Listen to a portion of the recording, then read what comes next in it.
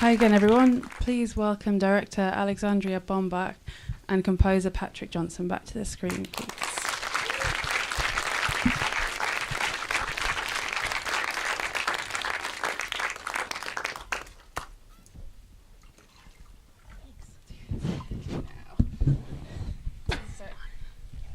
Thank you so much for being here. It's a really powerful, moving film.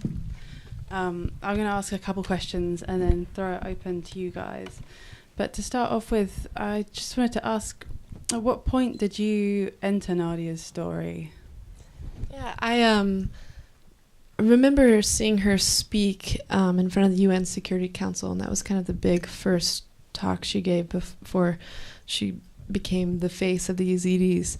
And I just saw a clip of it on Facebook or something like that, and I'd been following what was going on with the genocide as that was unfolding in August of 2014 and so on.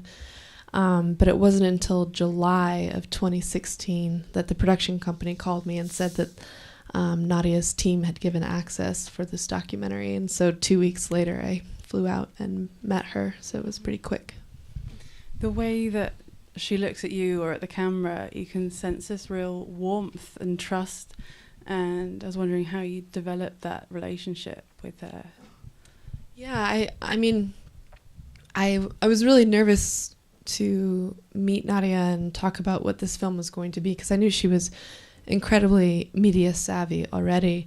She'd been interviewed so many times, and coming in as a storyteller that is not a journalist and not going to do an interview and get a few B-roll shots and leave. I was going to be filming her day to day to day. I wanted to make sure she understood what it was, because it's a difficult thing to explain the difference between what I do and what journalists will do. And it's also another kind of commitment to make, because obviously the film is being played over and over again. It's kind of a bigger deal to have a documentary made about you. And she, after I explained what I was trying to explain, what it was going to be, she pretty much immediately said yes and just shrugged, and she's like, yeah, okay, whatever, that's fine. And it made me realize that at that time especially, they were just saying yes to everything, because they just so badly wanted people to listen and hear the story. And so it was just one more thing that, and I saw her continuously say yes to a lot of things while I was with her, that and so it had nothing to do with, me or trusting me or my personality or access. It really was a sign of their desperation and Nadia's survivor's guilt and the push that she felt and responsibility she felt to do everything she possibly could. What kind of size team did you have? Did you have a translator with you, or did you have that afterwards? No, no translator. In the moment, you're kind of just reading people's body language, and the films that I make have a really small, intimate crew. A lot of the times with this film, it was just me, especially because you're squeezing into cars. You're trying to have a low footprint, because they're already dealing with so much, and every single day it was nonstop from crack of dawn until very late at night. They were working consistently, and so you're not trying to put more work onto them, and the more people you have, inevitably it kind of impacts their life. So I just tried to have less of an impact and just be myself and make it more intimate as well. So it was a creative choice as well to have a very small crew. So it was either just myself or myself and my second shooter that was with me in Greece and Germany. At what point did you come on board with the score? Well, I knew right away. Towards the end, normally, so the edit, it was in the process of being edited, sort of, it's a fine cut, right? So it wasn't a final cut or anything, but we started talking about musical ideas, as soon as you felt like he was in a stage where he was ready to talk about, because you wanted to figure out what it was first. So towards the end of the process, really. With the score, it's so beautiful, and it has these it feels like it creates a sense of space and respite when you feel like with Nadia's story, she doesn't experience a lot of that. And I was wondering if that was sort of what you were working on when you were thinking about what you wanted to create. Yeah, thanks for that. It's something we were trying to do both in the edit and with the music, that when there is music, it's for a reason, and it's trying to kind of, I don't know, be from Nadia's perspective, and it's always trying to kind of mirror her grace and elegance, and give her a kind of a space, basically. And yeah, so I'm glad that came across. I think it does that. I'd like to open it out to the audience now. So we have a question over here. If you could just wait for the microphone to get to you.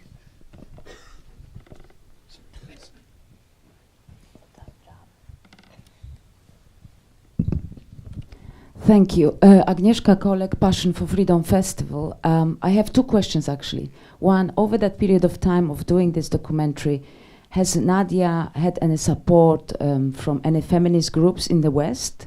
Like open support, whether through the activism or in her ply at the United Nations?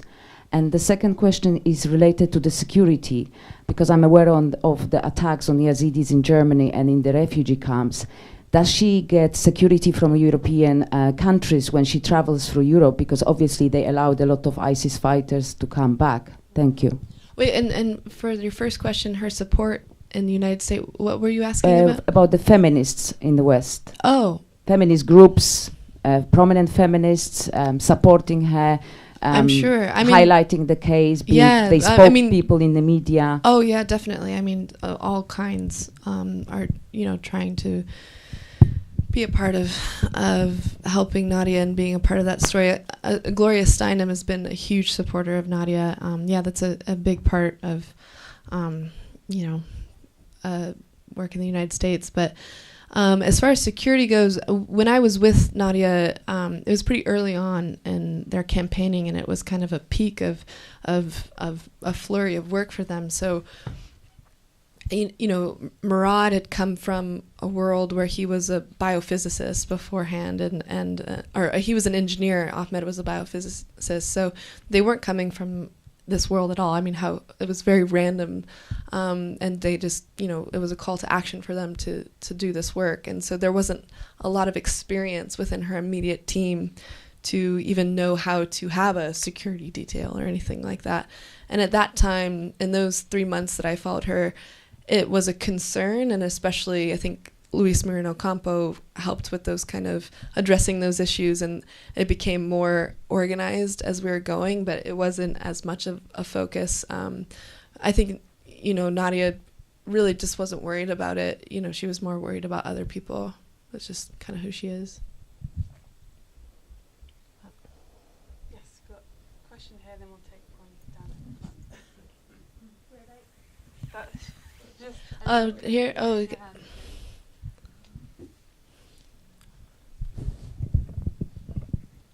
Hi. One of the things, that I think is quite apparent in the film is the insensitivity of a lot of the questioning from journalists, or at least the perceived insensitivity on Nadia's part. Was that just what your footage gave you, or that was like a kind of perspective that you decided as you kind of started to analyze all your footage and as you followed her around?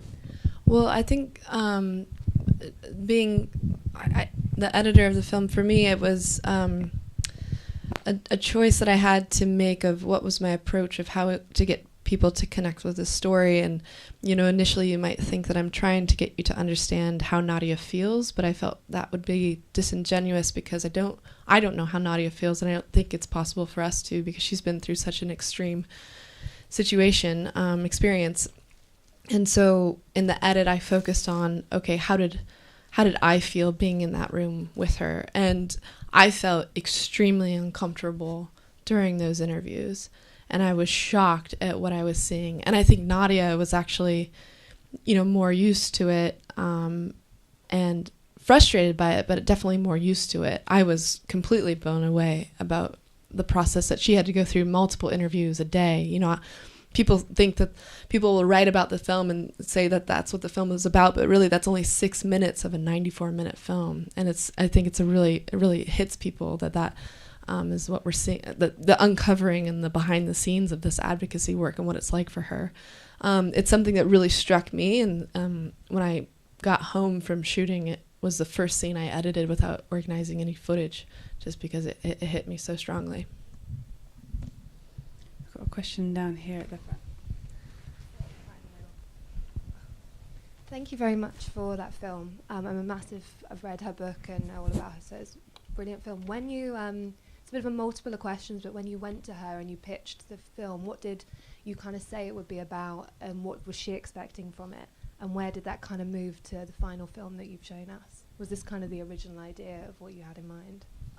Well, the original idea, and I will say the book is incredible. You should read Nadia's book, The Last Girl. It's important because that is from her own voice, and the big part of my choice of not telling that story is I didn't feel it was necessary for you to understand what they had been through, because there's a lot of sensationalism and gawking that happens at survivors, but it's important to hear that from her own voice. That is definitely from her, and I recommend that book a lot because it gives you a lot of understanding of the Yazidis and the history and where they're at now. And the film started out as a short film, and I actually was asked to go to Kurdistan. So I had actually packed my bags to go to Iraq for a month and a half. And I got to New York, and they said, "We're not going to Iraq, we're going to Canada." And I said, "That's very different," and I didn't pack very well for that. So I had no idea what the film was going to be about. I knew I was very interested, and my last film that actually Patrick was the composer on as well, and why I so badly wanted to work with him on this film, Frame by Frame, was about Afghan photojournalists. And so I've always been really interested in stories about storytellers, and I was interested in Nadia telling her story over and over again, what that was like for her and how the world was handling that and treating her. So I knew that would be a component, but it was all very, by the seat of our pants that, we found out we were going to Greece 2 days before we went to Greece. So it was really fast paced. Yeah. Yes, we've got one towards the back, and then we'll take one over here.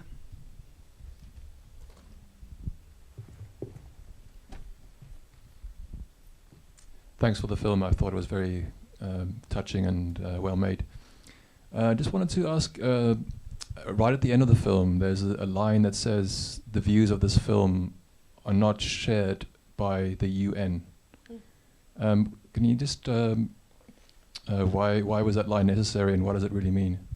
I think the UN requires that when you license footage from them, it's just a blanket thing that they do. It's just a legal thing. It's nothing in particular there's no big meaning behind it. It's just an archive, legal thing lawyers do. Okay, because I thought maybe they felt that you were being critical of them. Oh no, no. I mean, even if the film is critical, there's so many people at the UN that are also critical of the UN, and they and maybe people who don't even see the criticism. There's a lot of people that see the film and they don't even understand that I'm criticizing them. So the UN correspondence, the film just got an award at the UN Correspondence Dinner, so it's very much loved by the UN. There's good people in there that are helping Nadia, and a big part of this film is about good intentions, and not really that people are doing the wrong thing or the right thing, but trying to explore that space of the delicacies of our interactions with survivors. So I don't really think that the radio interview that I have in the film, that was not the worst interview that I saw. It was actually the most she treated Nadia with the most respect I saw out of all the interviews that I filmed. So I mean, I don't think that any of these people that are in the film, I'm definitely painting with this is a bad person, this is a good person, and just mostly trying to look at the intricacies and the nuances of our interactions with these issues and the behind the scenes of advocacy. Thank you. We have a question down here at the front.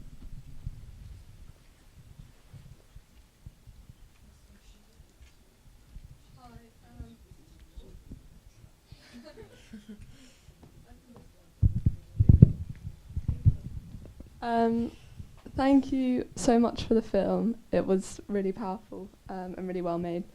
I have two questions. The first is whether you have a view as to ways that journalists can perhaps more appropriately engage with human rights activists who are also maybe victims of human rights violations. And then also it would be interesting to know what your kind of major challenges were in filming the documentary, given that it is kind of on such a hard subject matter. I think I would take a cue from what Nadia specifically said after that interview, that, you know, she wishes that people would focus more on the questions about the issue rather than her being famous or her experience that, you know, they already said in the beginning, but they want the gory details of. I think that's, I mean, there is a trend within journalism to be not really doing the hard work, but more having these sensationalist interviews. So I think it's just, I mean, that was the biggest thing of this film for me, is to have a better conversation with storytellers about our responsibility to survivors, because, you know, we're kind of entering these interviews and these conversations with a almost a untold promise of, like, this is important. You hear her say, I know this is difficult, but it's such an important story to tell. And so that puts a lot of onus on us. Why is it so important? Like, what are you actually asking? What are you actually doing? And thankfully, you know, the film's been touring in the States and beyond for about a year now, and those luckily have been the conversations I've been having, not just with journalists, but with documentary filmmakers about, you know, what it made me question everything I'm doing about, and it will affect the films, every film I make from now on. And I forget your other question now. What was it about? Just kind of any challenges. Oh, challenge. It was all very hard, yeah. Yeah, it was very hard. Yes, question down here, and then we'll go to one at the back.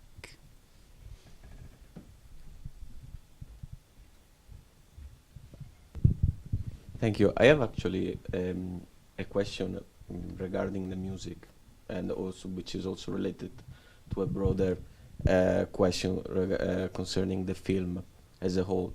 Have you ever thought to insert somewhere Middle Eastern or typical Yazidi music somewhere? Because one of the problems, I believe, of refugees in general is that they are unrooted from their own culture, and they're brought in the West, in a foreign world for them. But I haven't heard any music related more typical of the Middle East, and I'm wondering if you had the same issue in mind somewhere during the documentary.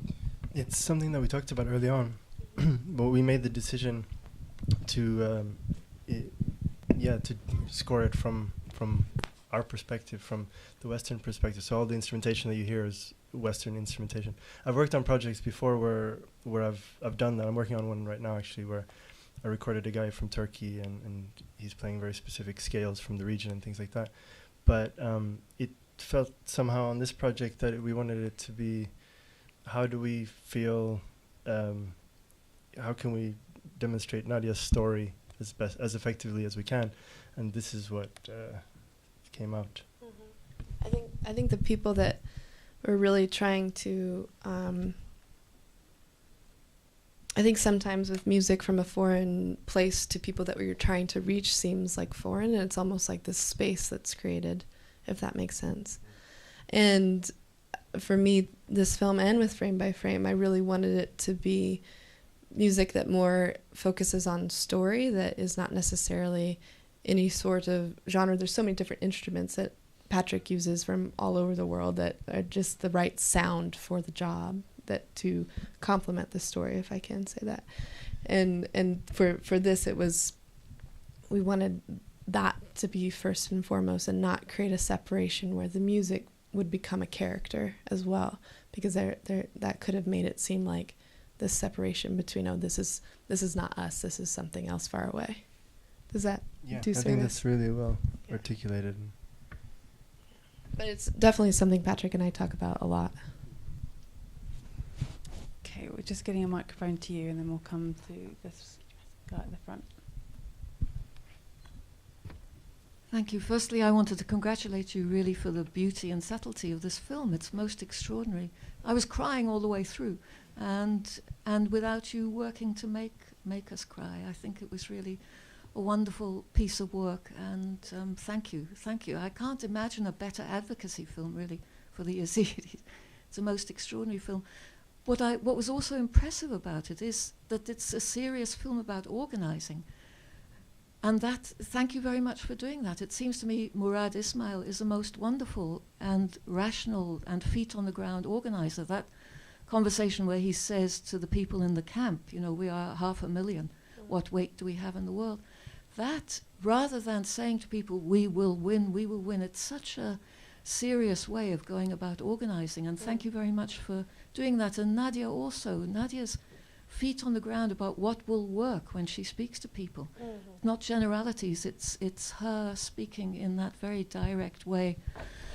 So I thought that was wonderful, and it's rare to see that kind of film. So thank you very, very, very, very much.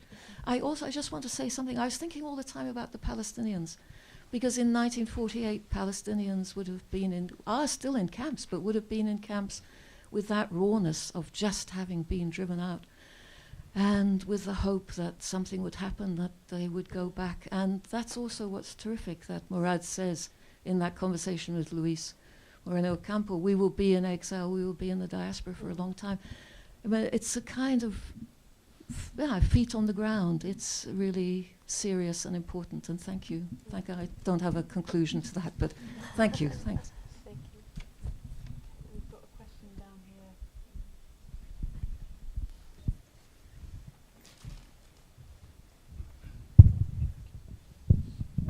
Thank you. Yeah, thank you for the film, and those were my thoughts too. So beautiful filmmaking. And I had a curiosity because you said it was originally going to be a short. So it is such an important film to make for the Yazidis, but for displaced people and advocacy. And the question is, who helped you to make this film? You initially had a short, so someone. Were there many people behind with the money to bring it to the Curzon Renoir? How did it get made? How did it come from a short to a feature? Who were the people that allowed you both, but to bring Nadia's story? Well, the production company Riot at the time was, and it's being filmed. So hi everybody at Riot. They wanted to do a short film because that was the majority of their work at the time, was making short films, and they were really good at it, and they felt there was a good path to the Oscars and to bring a lot of attention around the film if it was a short film for the short Oscars. But after meeting Nadia, it just and seeing so many things done on her that were, anywhere from 10 to 40 minutes already, there was already so much content, and there's so much you can do in that arc that I felt responsible to make it into a feature. And at first they weren't on board because, they had already budgeted, and, it's a big company, so they're trying to figure out their budgets for the year. And so I just made the feature in secret. And they were pretty upset at first, but they're very supportive now. So, yeah. But they're all funded by Verizon, a much bigger company, which is a big thing happening in documentary right now, these huge companies. So normally you'd have to pitch, and I did a Kickstarter on my last film. There was investors and all sorts of things, but it was just Riot, and no one knew about the film until we announced it was premiering at Sundance. Kind of shocked all my friends. Are there any questions up in the balcony? I've just realised I can't really see up there, so please wave. No? Okay. There's one at the back over here, and then I'll come to you in the middle. Hi, thank you again for that film. Just to say, with Nadia being such a high-profile activist, how did it appear to you that she prioritised what to work on, going to Greece and going to the camps, and between going to all the interviews in New York and Canada? What did her process seem to be there? I think her priorities changed as I was with her, and that was the summer of 2016, and we're here in January of 2019. So her priorities I don't even know about now, but have vastly changed, I'm sure.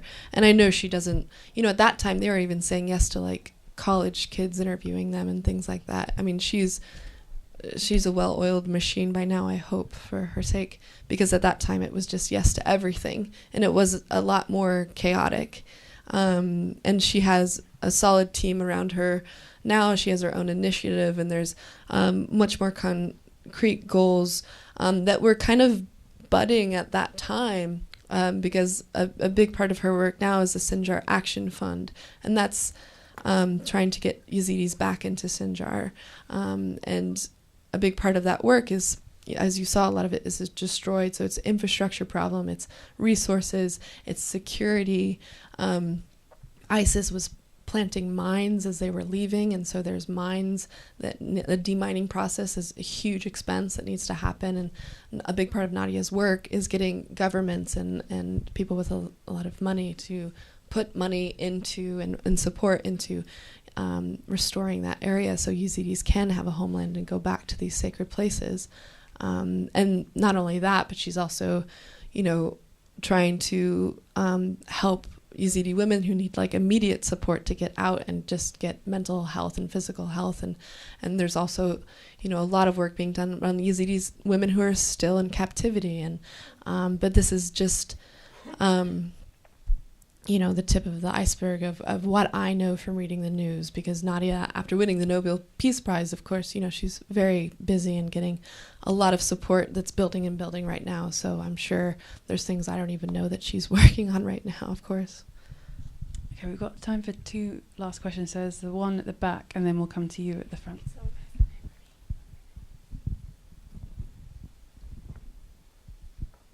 Thanks for all the mic help, guys. Thank you very much. The film was amazing. I do think it is a massive shame that you didn't use any Arab music.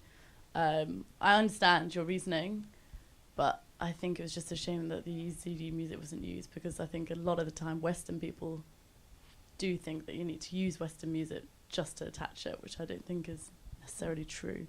But it's more of a broad question. I find it quite difficult to deal with language sometimes. How did you find it to deal with the language of like ISIS and Daesh, and what made you choose not to say anything about ISIS as well? I understand why you didn't, and you decided to just have her point of view about it. And it's more, for me, I think the Western culture, they think ISIS is Arabs, when it's not. It's a lot of European people as well in ISIS. Did you choose not to question her about it, or did you choose just to let her have a talk about it on the... Well, I think when you try and this is just one story. I think when you're trying to tell every story, you don't tell a story at all. Yeah. There are plenty of films that you can see about ISIS, and there's a lot of content that... And what's been really encouraging about this film is that, I wasn't after a Yazidi crowd. I was after people who weren't thinking about these issues, and also, touring with this film for a year, I can tell you a pretty strong statistic that it's probably only 1 in 10 people that actually even know about the Yazidis at all. So for me to tell this specific story, that's a confronting thing, because I'm telling a story about us not listening to the story. I think there are a lot of films, a lot of valid films, that are telling you or shocking you about ISIS, or investigative films that are very worthy and needing to be made, but we need to think about the diversity of stories and how we're approaching it, because there's a lot of apathy right now in the world, especially around the migrant crisis and the refugee crisis, and anything to do with terrorism. People don't want to watch these docs. People don't want to see these films. And I know that as a person who's been in this industry for a decade now. It's very difficult for people to come see a film, or to sell a film, to get people in theaters for a film with someone who's not speaking English. It's very difficult. So I knew all those things going in. The last 2 films I made were in Afghanistan, so these are already conversations I was having for years now. So my approach was very purposeful in what I was trying to do and who I was trying to speak to. Could you pass the mic back, if that's, then we'll have our final question. Teamwork. Yeah. Hi, thank you very much for the film. I also really enjoyed it. It's more a question about a specific footage that you used when you when you filmed Nadia and Murad, in front of the soldiers, and they had a very independent conversation of their own when they were speaking in their own language. And I was wondering, I thought there was some sort of shift in identity between the beginning where Nadia is more, in a way, like a survivor voice, where she has her own voice, but it's very much associated with the victim side. And I think there, in that footage, you see a very big shift in the way that she's portrayed as a very independent thinker. And I was wondering, what was your relationship with that side of Nadia, which is much more related to her own personality, that is kind of set aside from what she's been through, in a way? Well, I'm really glad you noticed that shift, because it's not something that people bring up a lot to me, and it's really encouraging that you saw that, because that was what that scene, a lot of what that scene meant for me, and to show people, because that's what I was witnessing as I was with her, is that there was a transition from her kind of just, she was working on writing her own speeches and things like that, but she was really led by a lot of mentors on, okay, what's the next step? What's the next step? And a lot of this film is kind of showing her process of coming into her own and taking charge, to the point of, not giving a shit that her speech is too long for the UNGA, and saying what she wants. So it's subtle, but I'm glad you picked up on it, and that was very much a choice of mine, because that was what was happening in the moment. That when I met her, she was very different from 3 months later, and that was part of the whole arc of it. So it's an evolution you've witnessed rather than something that you've just... Oh, yes, definitely. And the film, originally, I edited it out of sequence, and it wasn't working, and because people were confused about who Nadia was, and I didn't realize it because I was so close to it, but as soon as I put the film in order and how I actually shot, you could see her change, and I hadn't realized it because I was so, watching her so closely. I was, couldn't see the forest through the trees. So as soon as I pulled back, and other people were like, she changes so much, and I was like, oh yeah, she totally does. So it took me a minute to get there, but that was definitely what was happening in real time. Okay, thank you. There's another screening about to happen in here, so we're going to have to wrap up there. But thank you so much. But the film's screening more, and I'd love for people to send people out. It's screening. We're going to be screening it from 25th of January, and it'll be screening at other cinemas too, Yeah, so please send people to go see it. I would love that. Thank you so much for being here. Thank you so much.